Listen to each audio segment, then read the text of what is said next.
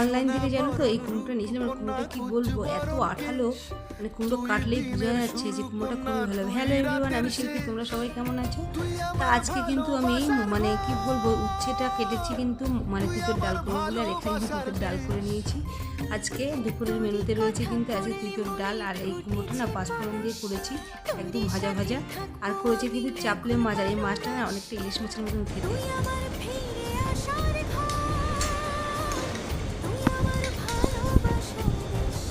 এটা খাবি তো?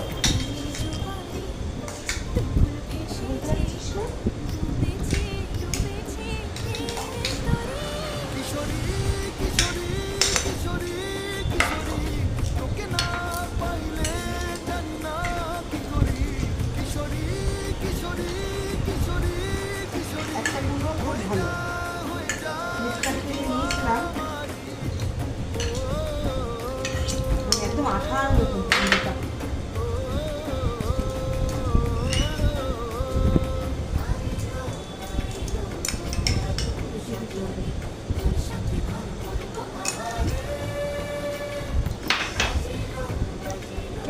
দেখা যাচ্ছে? ঝোলটাকে শুকাই ফেললেন? শুকায়নি। মাছ কটা? রাত অনেকগুলো নিয়ে আসে, কটা দাও অত ওকে তুলে দিচ্ছি, আর ওনাকে একটাই দাও। রাতে খাবে আবার, হ্যাঁ। তাই ওনাকে একটাই দিচ্ছি।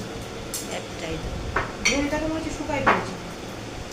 আরে বাবা, এ তো অল্প ঝোলে খায়, বাপের জন্যই রাখ। আর যা হয় তুই দে না।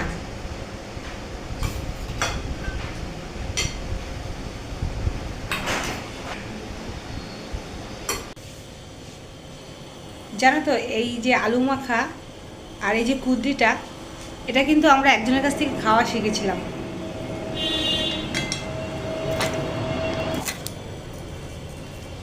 এটাকে বলে কুদ্রি, তোমরা হয়তো অনেকেই জানো, কিন্তু এইটা দিয়ে জানো আলু যে ভাতে সেদ্ধ দিয়ে তার সাথে যে মাখা, এটা কিন্তু আমরা একজনের কাছ থেকে খাওয়া শিখেছিলাম। আর আমি অনলাইন থেকে নিয়েছিলাম, তা নেওয়ার পরে আমি সেই মনে পড়লো যে মানে এটা বিয়ের আগে মাকে দেখতাম, তার কাছ থেকে শিখেছিল, মানে মা ওইভাবেই করতো। তা আমি কিন্তু আজকে সেদ্ধ করে নিয়েছি কুদ্রি আর এই আলু ভাতে, মাখাটা কিন্তু দারুণ লাগছে। আর তার সাথে যদি কাঁচা লঙ্কা হয়, আমি কিন্তু লঙ্কা খেতে ভীষণই ভালোবাসি।